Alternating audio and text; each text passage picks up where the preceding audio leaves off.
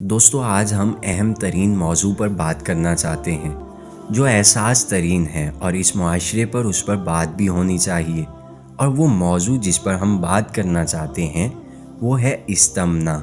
عربی زبان میں استمنا کہتے ہیں اور ہماری زبان میں اسے مشت زنی یعنی ہاتھوں سے زنا کرنا کہتے ہیں۔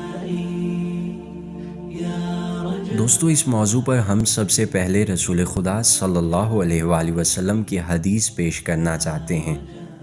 رسول خدا صلی اللہ علیہ وآلہ وسلم نے فرمایا کہ یہ کام یعنی اپنے ہاتھ سے اپنی منی نکالنا گناہ کبیرہ میں سے ہے اور اس کی بہت بڑی سزا ہے۔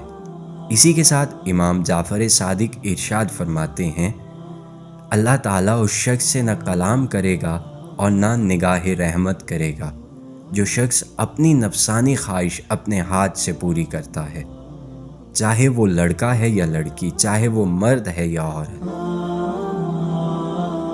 اور اس کے ساتھ امام فرماتے ہیں کہ دردناک عذاب بھی ہے جس میں اس کو ڈالا جائے گا۔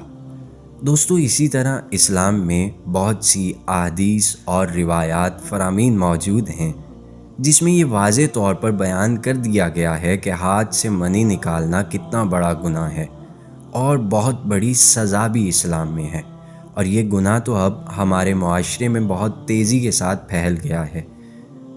ایک رپورٹ کے مطابق پاکستان میں 80% لوگ اس لعنت کے شکار ہیں، اور اس تحقیق کے مطابق 40% مرد ہیں اور 40% عورتیں ہیں، یعنی لڑکیاں بھی مشت زنی کا شکار ہو چکی ہیں۔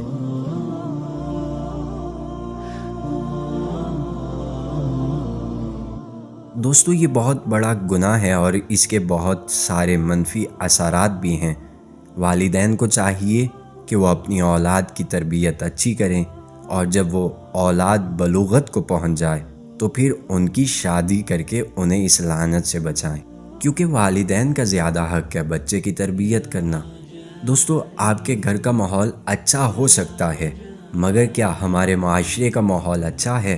نہیں دوستو، سب سے پہلے تو ہماری حکومت کو چاہیے وہ ایسی ایپ کو بند کر دیں جو شہوت کو ابھارتی ہیں، اور اس کے بعد والدین کی ذمہ داری ہے کہ وہ بچے پر بچپن سے نظر رکھیں کہ بچہ کبھی ایسی بری حرکات میں ملوث نہ ہو جائے۔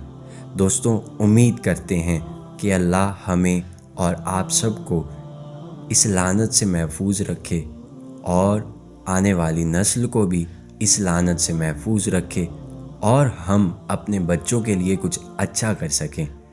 اگر ویڈیو اچھی لگے تو لائک کیجیے گا، سبسکرائب کیجیے گا اور شیئر کرنا مت بھولیے گا۔